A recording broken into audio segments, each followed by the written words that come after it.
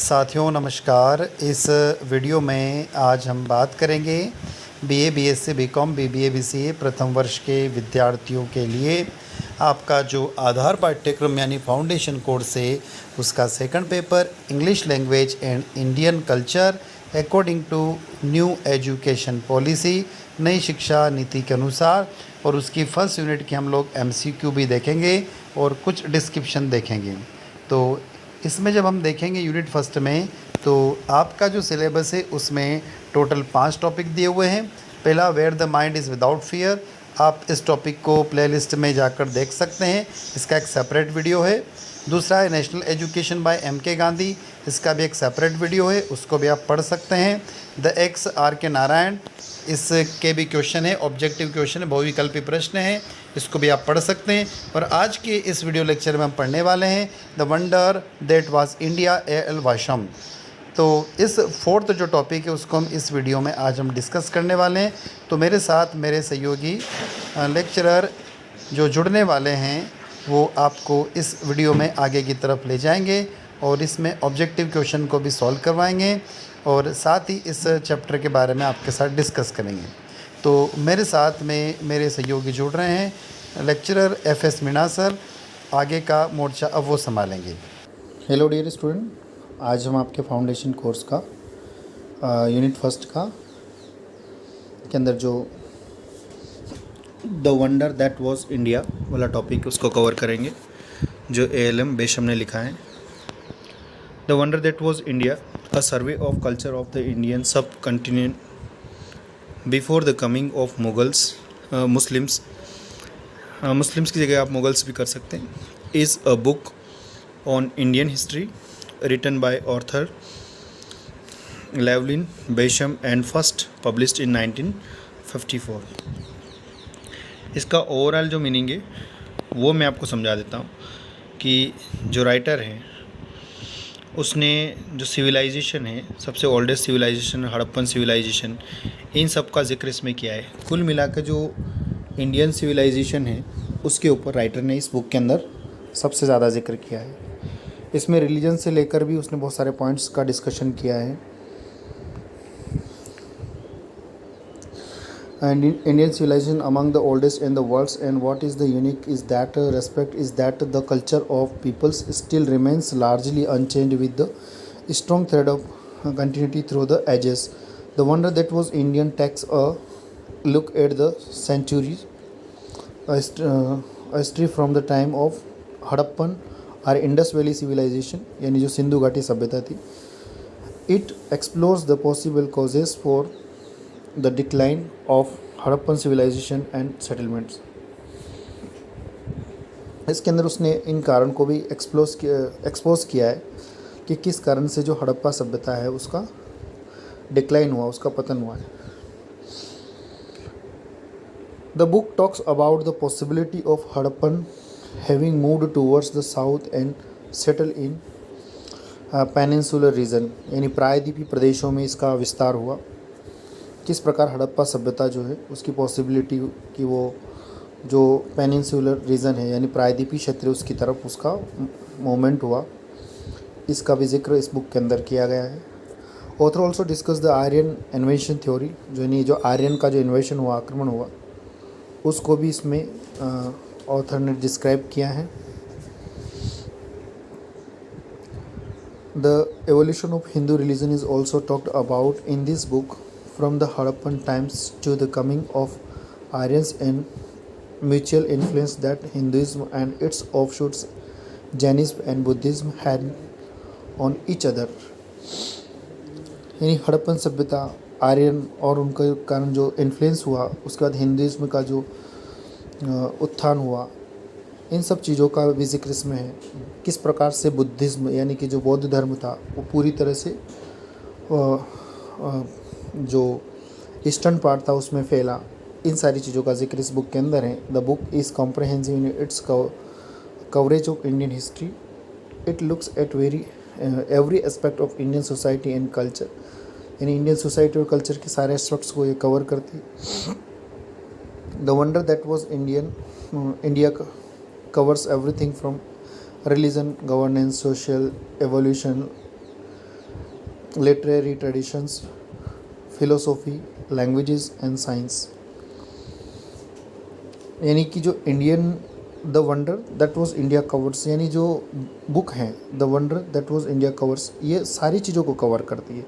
यानी इसमें राइटर ने रिलीजन का, गवर्नेंस का, सोशल इवोल्यूशन का, लिटरेरी ट्रेडिशंस का, फिलोसॉफी, लैंग्वेजेस और साइंस, इन सारी चीज़ों के ऊपर, इन सारे विषयों के ऊपर कहीं ना कहीं उसको डिस्क्राइब किया है। The author explores the significant role the Hindu religion played on the lives of the people.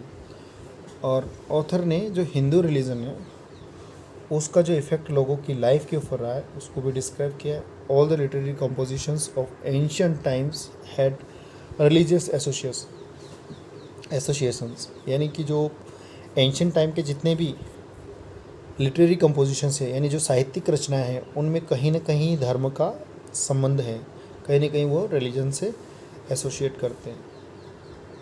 He also puts forward the theory that the European gypsies are in Indian origin.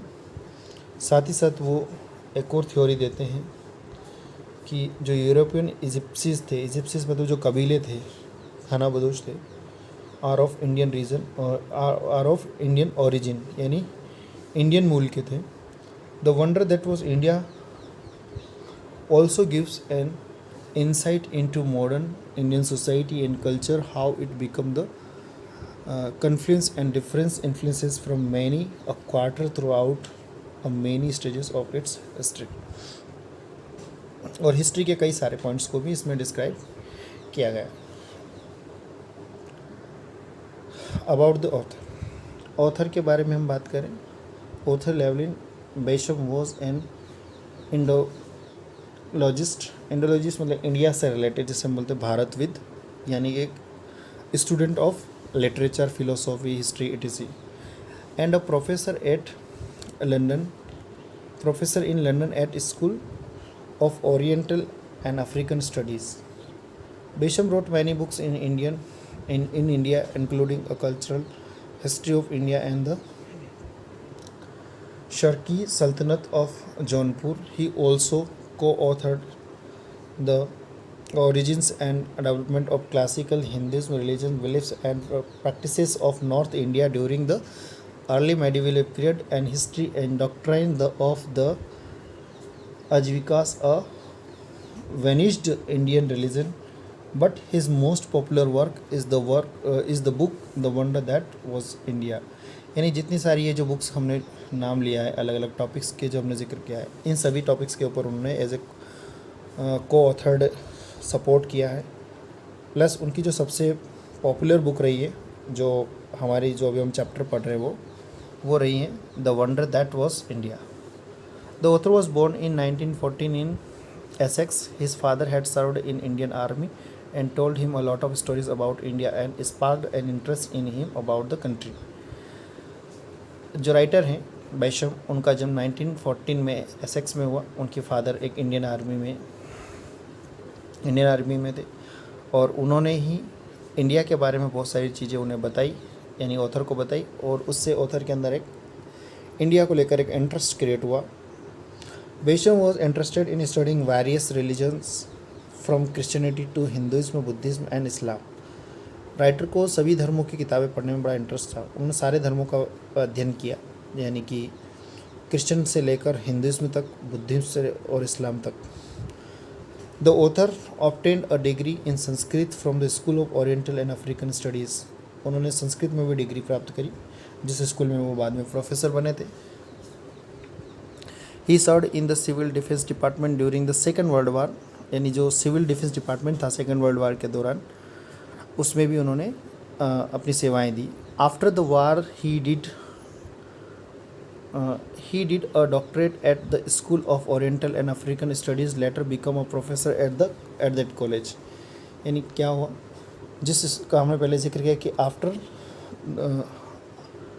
After the war did he doctorate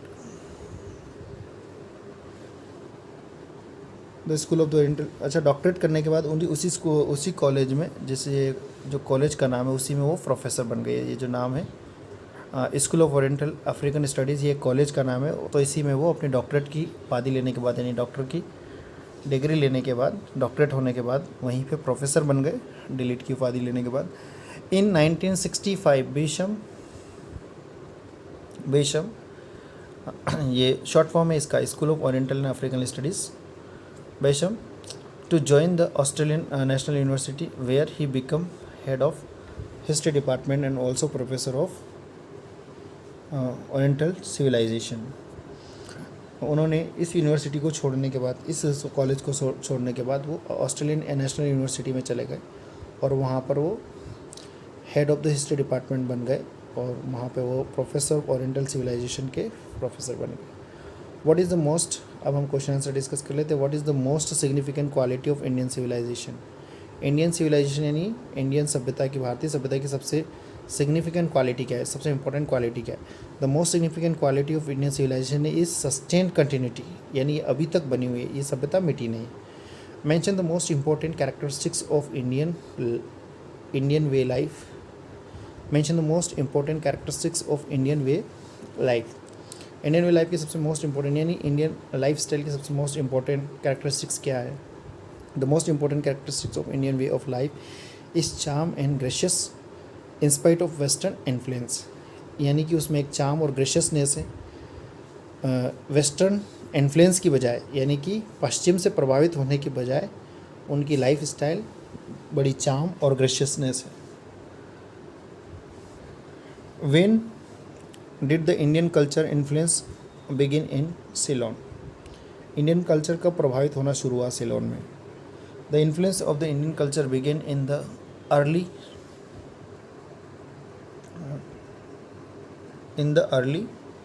5th century BC in Ceylon. Who were the first Indian to go to the Southeast Asian countries? The colonists, यानी कि सबसे पहले south east Asian countries में कौन गए थे? तो वो कॉलोनिस्ट गए थे। The colonist from western India were the first, ये फर्स्ट की जगह फर्स्ट कर लीजिएगा, first Indian to visit the south east Asian countries. What is referred to by Indian historians as Greater India? That means what is referred to by Indian historians as Greater India? यानी Indian historians ने Greater India किसको कहा है? तो south east Asia is referred to Greater India. South east Asia को उन्होंने greater India बोला है, जो इंडियन हिस्टोरियंस है उनने। Who is said to have conquered Ceylon first?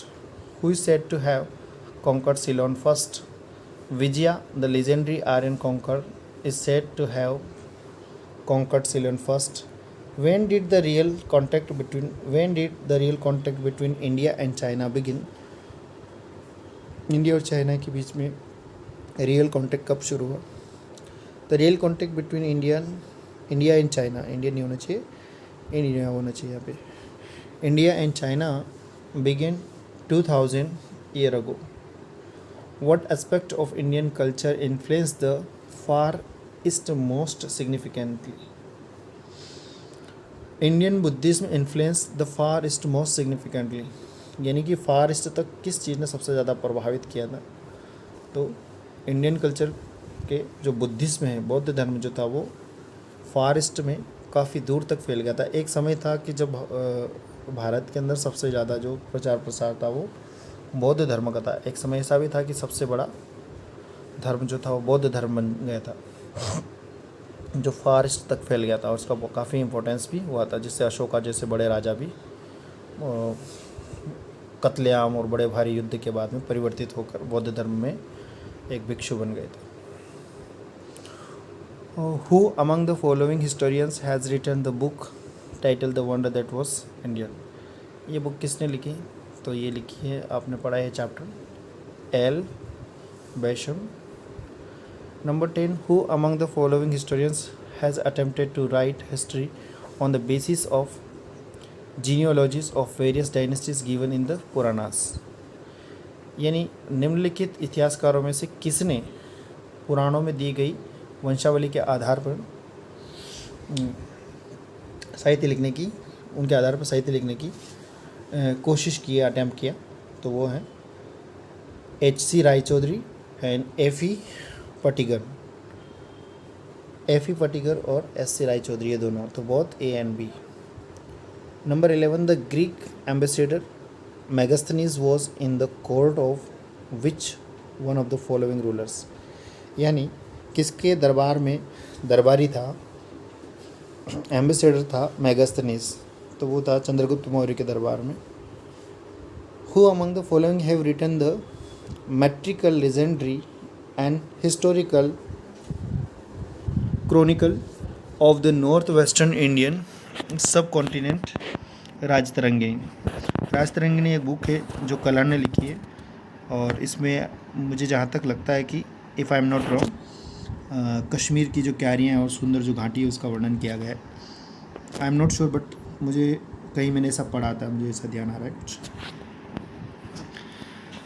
Next 13, consider the following statements regarding the Megasthenes writings. Megasthenes की all of the above, यानी मेगास्थनीज की राइटिंग से रिलेटेड कौन कौन से स्टेटमेंट, तो ये सारी चीज़ें आप पढ़ लीजिएगा। Megasthenes wrote extensively in a book called Indica which is no longer available to us. मतलब उन्होंने इंडिका नाम की बुक में बहुत कुछ लिखा है जो कि अभी अवेलेबल नहीं है।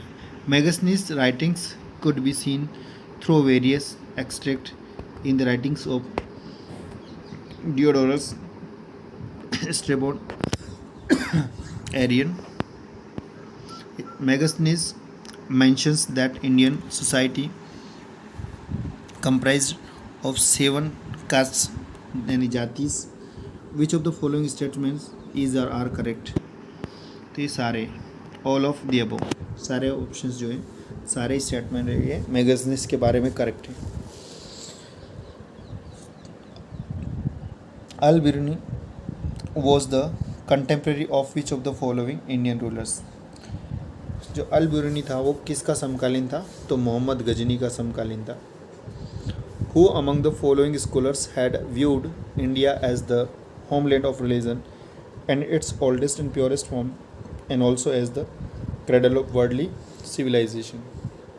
Who among the following scholar had viewed, ये किसका कथन था या किसका दृष्टिकोण था कि इंडिया सारे धर्मों का होमलैंड है और and it's olds purest form, इसके सबसे ओल्डेस्ट और प्योरेस्ट फॉर्म में, साथ ही साथ ये सारी सभ्यताओं का झूला है, यानी उनका पालना है। क्रेडल, क्रेडल मतलब जो पालना जिसमें बच्चे को झुलाते, तो यहाँ पर सारी सभ्यताओं का जन्म इससे हुआ है कि ये कह सकते हैं कि जितनी भी दुनिया की सारी सभ्यताएं हैं, लोगों का जीने का जो तरीका है वो जीने का तरीका भारत ने दिया। इसलिए किसी समय भारत को विश्व गुरु कहा जाता था, तो उसका कारण भी यही है। नेक्स्ट, तो ये किसने कहा था, वोल्टायर ने कहा था कि जो पूरा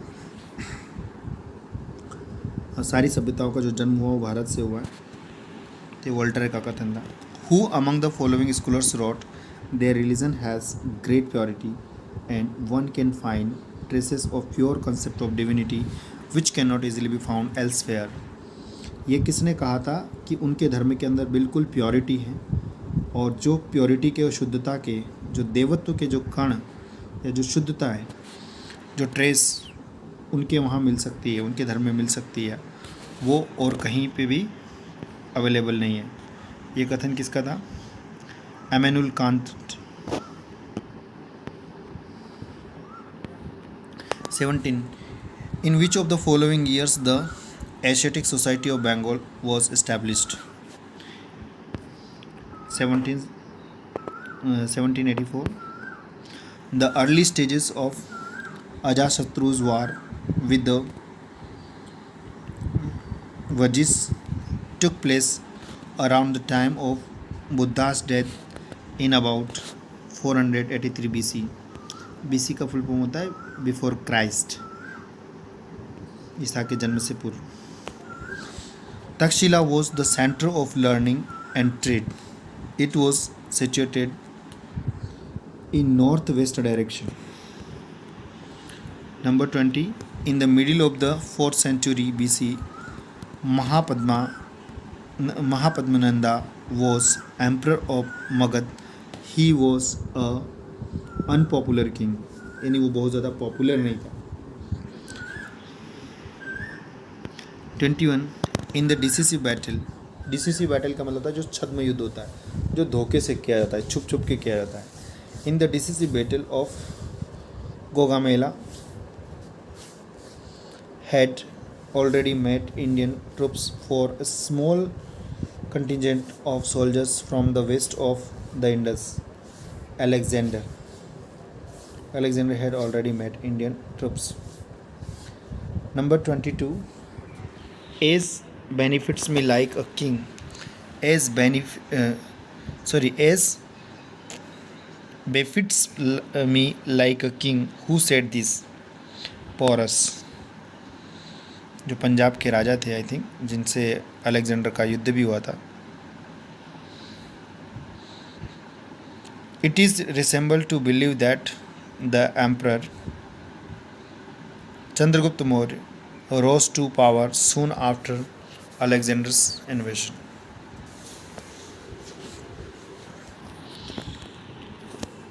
twenty four Chanakya was a minister in the court of. Chanakya किसकी कोर्ट में, किसके दरबार में मिनिस्टर थे?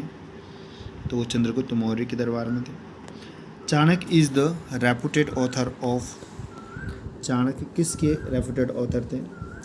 अष्टावक्र के, सॉरी नॉट अष्टावक्र, तो इनके नहीं, इनके ये इनका अर्थशास्त्र, not Ashtavakra, sorry Arthashastra. 26 Seleucus sent an ambassador to reside at Mauryan court और Patiala. Who was that? Seleucus ने अपना एक एम्बेसडर भेजा था जो मोरियन दरबार में पाटलिपुत्र के लिए। वो कौन था? वो एम्बेसडर कौन था? तो था मैगस्थनीज, जिसका जिक्र हम पहले भी कर चुके हैं। 27 Arthashastra explain that the Mauryan empire had developed an organised bureaucratic administration. Arthashastra explain that, Arthashastra के अंदर इस बात का जिक्र है कि मौर्यन जो साम्राज्य था उसने एक ऑर्गेनाइज्ड ब्यूरोक्रेटिक एडमिनिस्ट्रेशन को डेवलप किया था।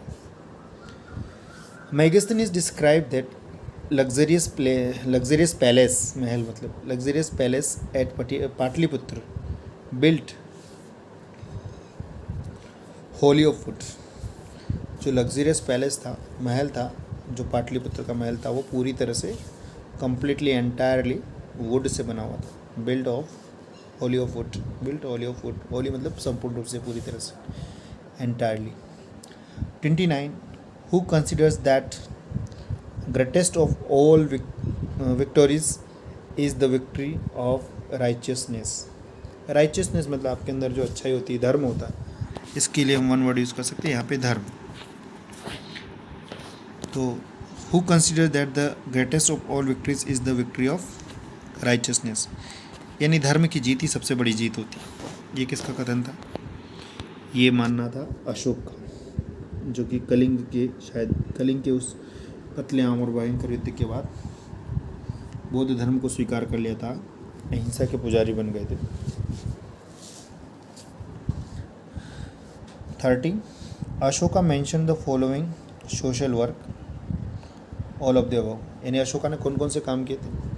Ashoka mention the following social work, planting fruit trees along road to provide shade and food, यानी उन्होंने जो हाईवेज थे, नेशनल हाईवेज थे, उनके साइड में जो फ्रूट वाले ट्रीज़ थे वो लगवाए ताकि लोगों को शेड मिले और उससे फूड मिलता रहे। डिगिंग वेल एट इंटरवल्स, थोड़ी थोड़ी दूरी पे कुएँ खुदवाए। Setting up rest houses for weary travellers, weary मतलब टायर्ड ट्रेवलर्स, जो थके हारे जो यात्री होते हैं उनके रुकने के लिए रेस्ट हाउसेस बनाए। ये सारे काम अशोका ने करवाए थे, ये सारे सामाजिक कार्य थे। तो ऑल ऑफ द अबव हो गए। 31 आफ्टर मौर्य डायनेस्टी कोलैप्स्ड, यानी कोलैप्स मतलब था समाप्त होना, पतन हो जाना। मौर्य डायनेस्टी के कोलैप्स होने के बाद क्या हुआ? A new dynasty emerge as Shunga वंश and first king of this dynasty was, तो शुंग वंश की जो फर्स्ट राजा बने थे इस डायनेस्टी के, वो कौन थे? वो पुष्यमित्र थे, Pushyamitra. 32 Pushyamitra was supporter of the Orthodox faith मतलब जो रूढ़िवादी सोच होती है, अंधविश्वास होते हैं उनका, तो उनके सपोर्टर थे।